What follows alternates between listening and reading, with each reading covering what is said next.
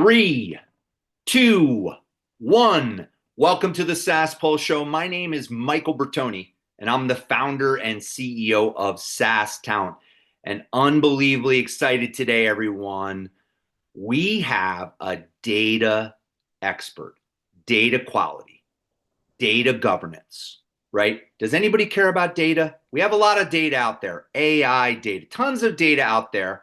So I've got an awesome resource here. We're going to have a great podcast. It is Sam Benedict.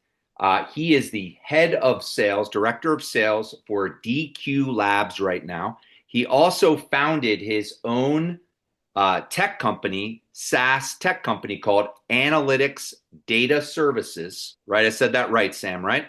Correct. Perfect. Sam, it's great to have you on the show. Yeah, glad to be here. Thanks for having me, Michael.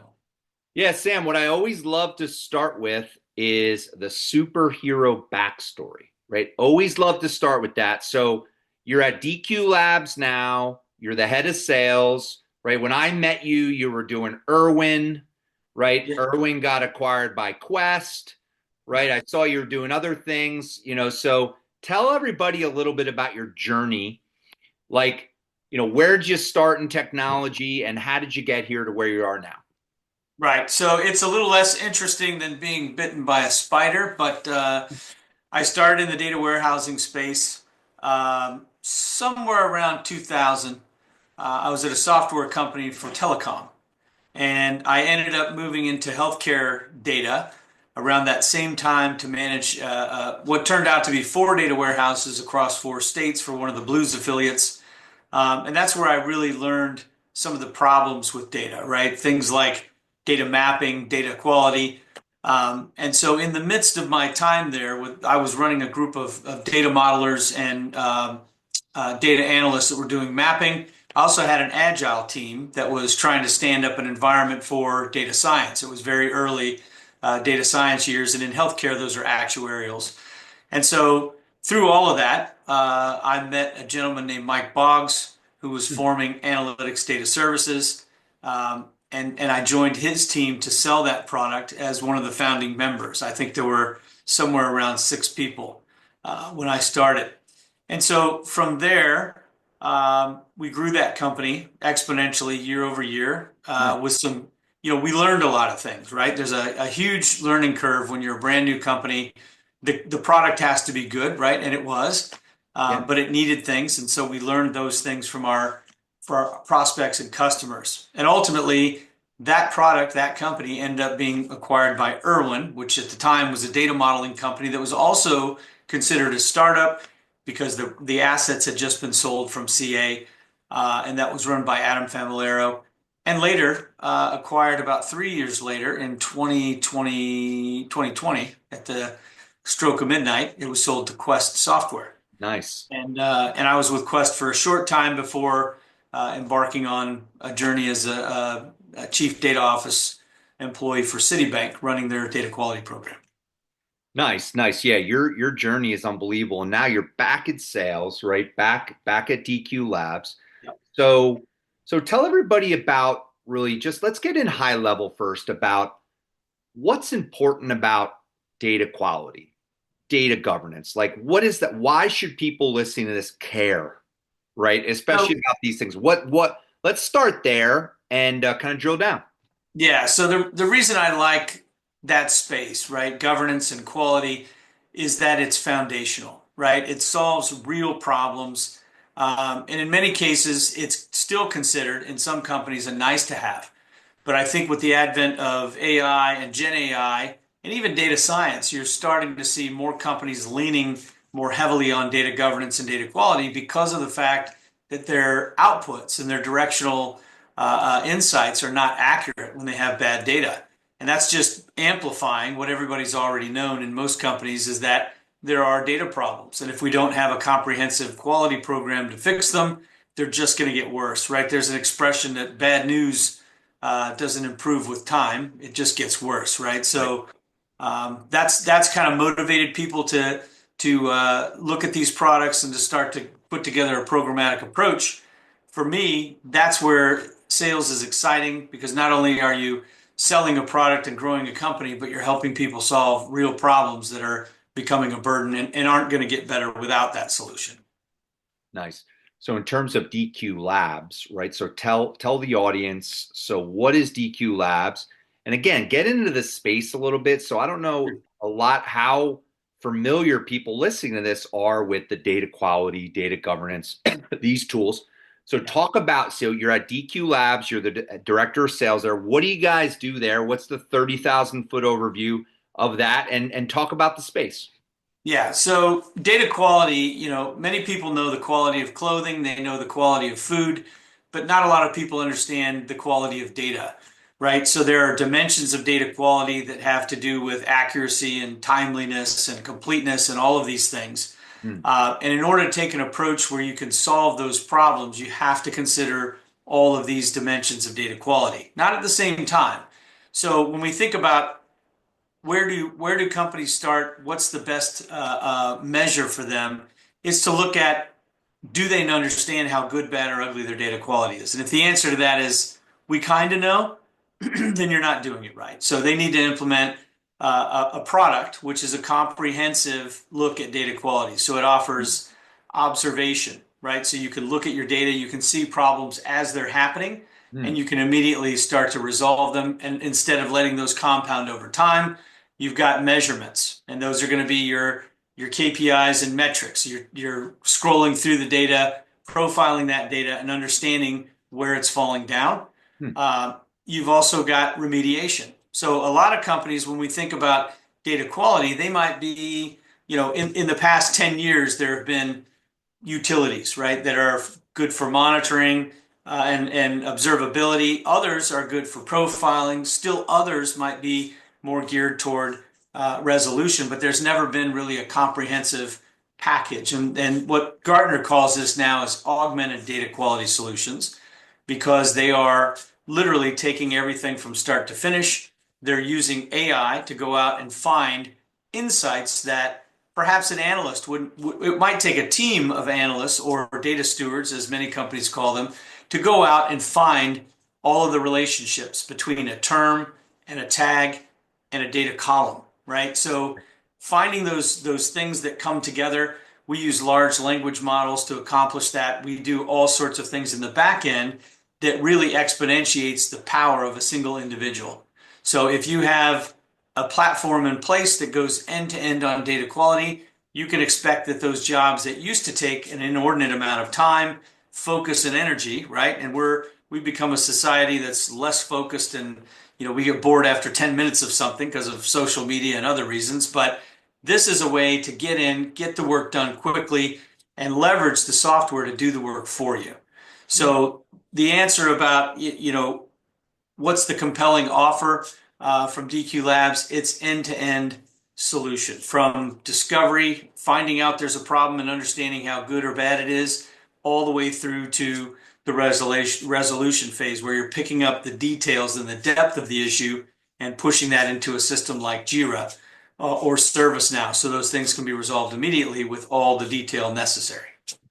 Yeah, and I mean, I know if I was selling for DQLabs, I mean, I know I'd be selling to the person that cares about data the most, right? So I know that that's going to be executives and people with those titles.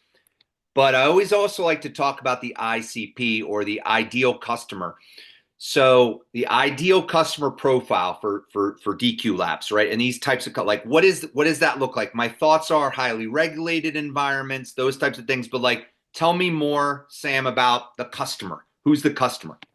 Yeah, so you're exactly right. So oftentimes, depending on the industry vertical, there are different things that compel a company to pursue a data quality solution.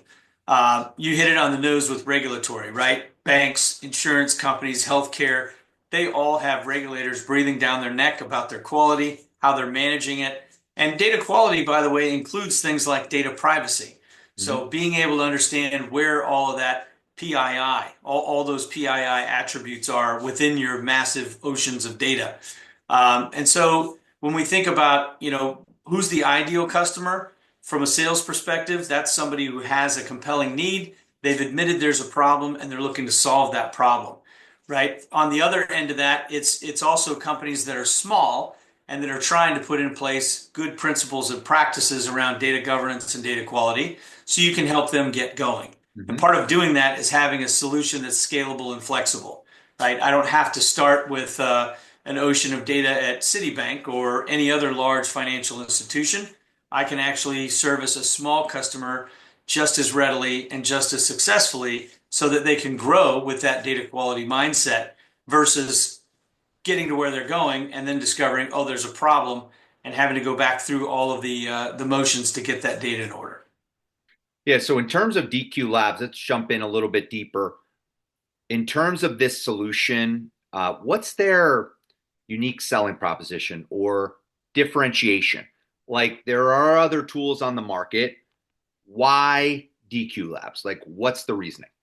Yeah, so DQLabs has there are very few companies that combine observability and data quality. There's a lot of observability companies out there that allow you to look at the data and how your data is flowing through your pipelines and those sort of things.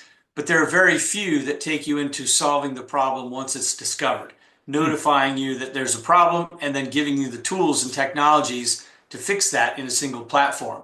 So having the combined observability and data quality principles in one platform is a huge advantage.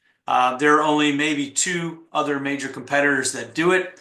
And in both of those cases, they started as an observability platform and they're now building in the data quality features. So DQ Labs started with the ugly heavy lifting, right? The technical stuff, and they've got that down, and the observability came later, and we were one of the pioneers in that space as well. So we've got both, and they're both cutting edge and highly competitive, I would say, with other offerings.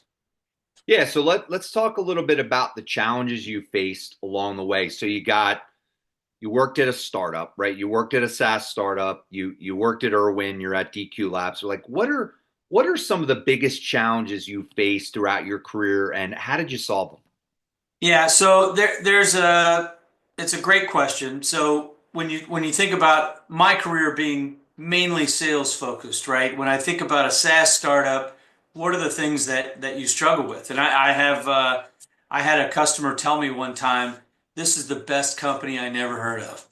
And so that resonated with me. And I always think about how do you get in front of people? How do you drive pipeline? I do believe that sales is a skill set, right? You have to be able to listen, understand problems, and solve them. But I also think it has to do with numbers. Volume helps, right? So in a startup environment, SEO is a big component, right? You got to bring people to you that need your product rather than hoping you run into them at a conference or a convention. Right. So SEO gives you the volume that you need. If your product is solid and your pitch is good, and you can solve their problem, you've got to win. So one of the things with a startup company is getting out there, getting known. The other one is one that's near and dear to you. That's finding talent. Um, some talent is easy to vet, right? You can bring in a developer, you can have them develop something for you, you can test their coding skills. Hard skills are pretty easy to check in an interview. When it comes to hiring salespeople, it's a little bit more difficult, right? You can have people that have a stellar record on paper, and then you find out later they were part of a bigger team, so they never really were an individual salesperson. There's a lot of complication that goes into, you know, uh, meeting and vetting and understanding who can function in a sales role, especially as a startup. So, and I'll give you an example. Somebody comes into a startup, maybe they're an ace salesperson that worked for a big name data company. They know a little bit about data. They seem, relatively charismatic and friendly for a data person, right? Because that's something that, I often say developers there's an old joke, right? You can tell the extroverted developer because they look at your shoes when they're talking to you instead of their own shoes. But finding somebody that has that personable touch, but also understands data can be a challenge. And then challenge part two is that when you get them in the door, startups don't often have, supporting cast, the sales engineers, the collateral, the videos, and all the things you need to get that client over the line. And some salespeople who've not worked in a startup environment will throw up their hands and say, I can't sell anything because I don't have X, Y, Z, whatever that component may be that startup hasn't developed yet. So you have to vet them very carefully, understand that they're willing to work in those less than favorable selling conditions and willing to roll up their sleeves and dig in and create content when they need to, and learn the product well enough to demo it if they need to. And oftentimes that's just, people are like, yeah, that's not for me. And that's okay. Startups are a business that require grit and determination. And every day you've got to get up and work hard. And some people aren't willing to do that. So vetting talent is another big challenge.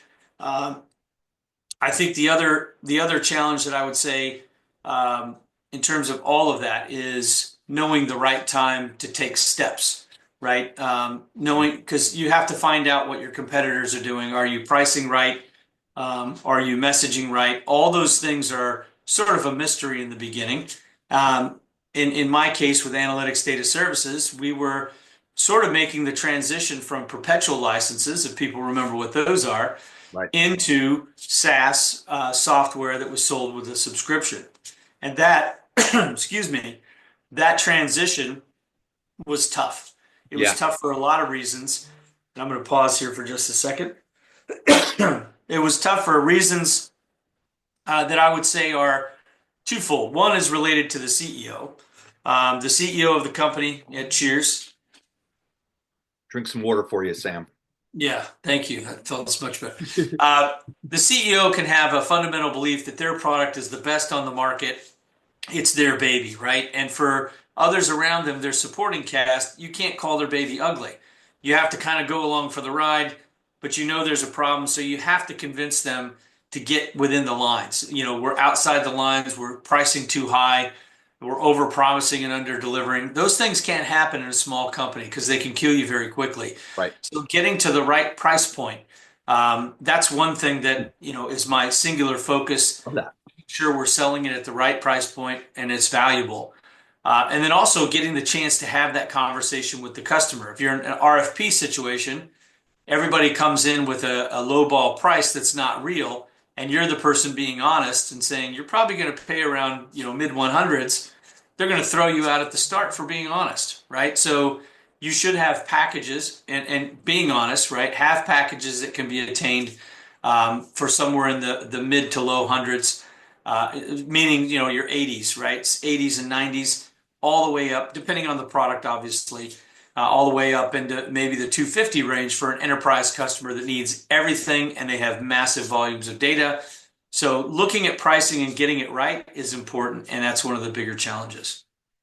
Wow. I mean, we probably have 5 podcasts just in that last answer that Sam just gave there. So I never really had anybody talk about pricing and how important pricing is, because I haven't had that many sales focus. So most of the time I have founders and CEOs, and pricing is so important. I mean, you got to figure out how you can do deals. Yeah. At the end of the day, you got to figure out how you do deals. The other thing I wanted to tell everybody listening to this right now is I did a podcast like 2 weeks ago, and he had like 20 employees.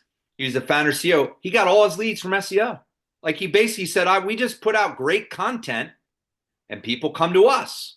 Yes.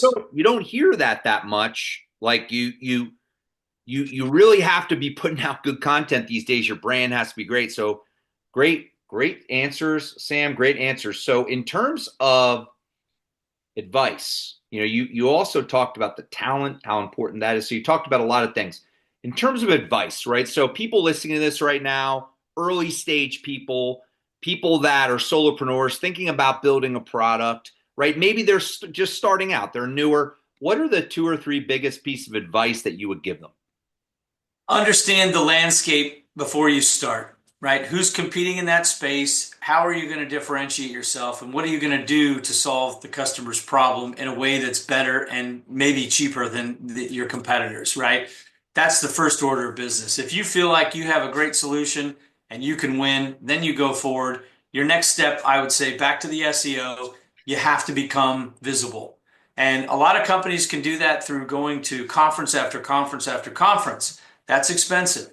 Yeah. You could spend very little money on an SEO using an offshore, nearshore solution team and build that SEO and put your company on the map without spending, for about the price of a single event, maybe a Gartner event. Yeah. You could take that money and put it toward SEO and create real traffic. And that real traffic gives you those numbers that, if you're a numbers guy, at some point the probability goes up that you'll get a closure when you have a big number of leads coming in. So there's that aspect of it. Pricing for growth, obviously. You love your product, everybody does, but you have to take a land and expand approach, right? I always use the analogy. Imagine if you ended up at the grocery store and when you walked in, somebody greeted you with a package cart full of groceries and said, "Thank you, that's $500." A lot of people would say, "Whoa, wait a minute. I don't want these. I don't even know what's in this package. I don't want to pay that much money." Right. But if you gave them a cart and said, "Hey, here's your cart and go shop," they might walk out of there with $700 worth of food and products Right. because they chose it themselves. So coming in with a low price point and allowing your customer to make choices about where they spend the money and how much money they spend, you'll find you're going to come right in that sweet spot every time. They're going to drive their own price up. And when they do that, they don't mind paying it. They don't want you to tell them what they need to buy. They want to select the things that they need to buy and use you, the salesperson, as a consultant to Yeah. give them advice about, yeah, I know you think you need that, but I'd start with this first, and here's why, right? Guide them the right direction to help them be successful. And the other thing, the last thing and most important, keep your customer. There are so many companies that I've worked with and for that work hard every day, spend money to acquire a customer, and they do very little to care for them after the sale. Right. One of the things that sets DQLabs apart and that set Analytics Data Services apart is that we wanted to keep our ARR, right? That's not our only motivation. You got to have reference customers, and generally people should say things about your product that are favorable.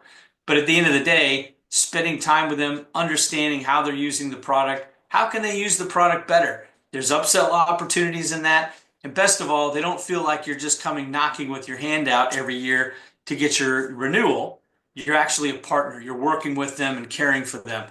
And it's much cheaper to care for a customer and keep the ARR than it is to go out and regain ARR to replace what you've lost. So always focus on your customer as an important asset. Now, in the perpetual license where they went into maintenance mode and it was a small fraction of what you sold it for, that wasn't the model. So we have to change our thinking to supporting that subscription, always making yourself available and getting them to come back to the table every year happily rather than having to resell them or resell a new client to replace the one you lost.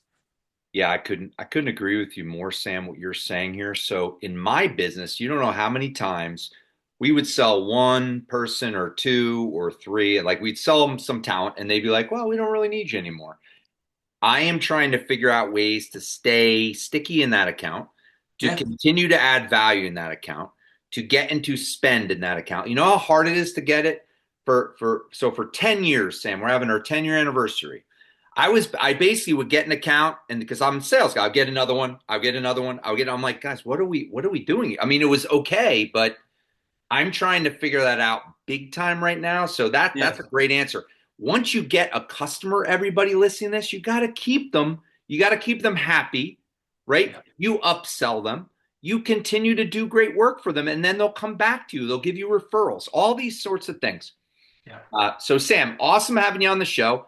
So where can people find you, right? So where's the best place to find Sam Benedict? Well, I'm on LinkedIn for sure, and I don't think there's too many of me out there. I'm pretty easy to find. If I was Bob Smith, I'd have to get my own address. LinkedIn works. You can also check out DQLabs at www.dqlabs.ai and Nice. see all the wonderful things that we do. And that's it. I'm available. I'm a guy that lives in East Texas, and I'm friendly and approachable. So if there's anything I can do to help you, please reach out. Don't hesitate. All right, Sam. Awesome having you on the show and looking forward to following your journey. Likewise. Thanks for having me.